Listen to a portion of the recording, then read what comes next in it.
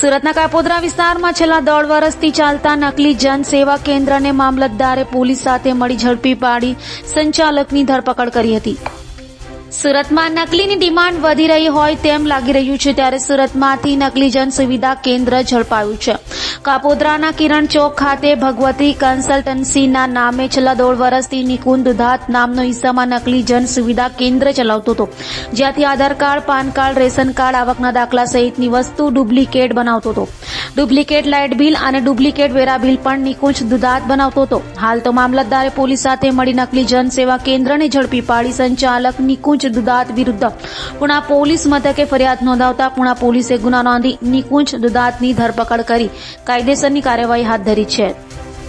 રોજ મામલતદાર શ્રી પુણા અને કાપોદ્રા પોલીસની ટીમે કિરણ ચોક પાસે આવેલી ભગવતી કન્સલ્ટન્સીની એક શોપ જેના ધારક હતા નિકુંજભાઈ દુધાત, ત્યાં એવી માહિતી મામલતદારશ્રીને મળેલી કે એમની દુકાન ઉપર નકલી આધાર કાર્ડ, નકલી રેશન કાર્ડ અને અન્ય સરકારી દસ્તાવેજો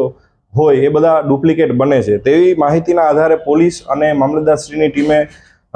જગ્યા ઉપર રેડ કરી। જગ્યા ઉપર જોતા એમના કમ્પ્યુટરમાં જે કન્સલ્ટન્સીના ધારક છે નિકુંજભાઈ, એના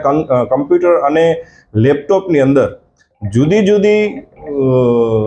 આધાર કાર્ડ, રેશન કાર્ડ અને જેટલા પણ સરકારી પ્રમાણપત્રો છે એના ડુપ્લિકેટ બનાવવા માટેના ફર્મા કમ્પ્યુટરમાં વર્ડ ફાઇલમાં મળેલા, જે બાબતે આને પૂછપરછ કરતા પોતે કોઈ જવાબ આપી શકેલ નહીં। જગ્યા ઉપરથી ઢગલાબંધ આધાર કાર્ડ, ઢગલાબંધ રેશન કાર્ડ અને આવા સરકારી દસ્તાવેજો જેનો કોઈ આધાર એની પાસે હોય નહીં, અને એક ડુપ્લિકેટ જનસેવા કેન્દ્ર તરીકે આખી એક શોપ ચલાવતા હોય, જનસેવા કેન્દ્રના બોર્ડ પણ મારેલા હોય, એમાં પણ કોઈ લાયસન્સ હોય નહીં।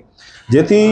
આ બાબતે પૂછપરછ કરતા કોઈ જવાબ ન દેતા આ બધા ડુપ્લિકેટ હોય એવું પ્રસ્થાપિત થતાં મામલતદારશ્રીએ કાપોદ્રા પોલીસ સ્ટેશનમાં ફરિયાદ નોંધાવેલી, આઈપીસી 465/68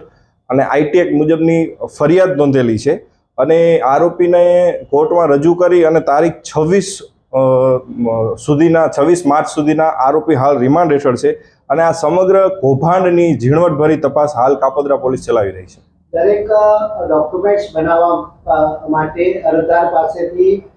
કેટલા રૂપિયા વસૂલવામાં આવતા હતા? ત્યાં ઢગલાબંધ ઘણી સંખ્યામાં જે રૂપિયા લેવામાં આવે છે એની પહોંચો મળેલી છે। એ પહોંચો ઉપર જુદા જુદા એમાઉન્ટ છે, કોઈમાં 500 રૂપિયા છે, કોઈમાં 700 રૂપિયા છે, પણ હાલ પૂછપરછમાં એવું બહાર આવ્યું છે કે જે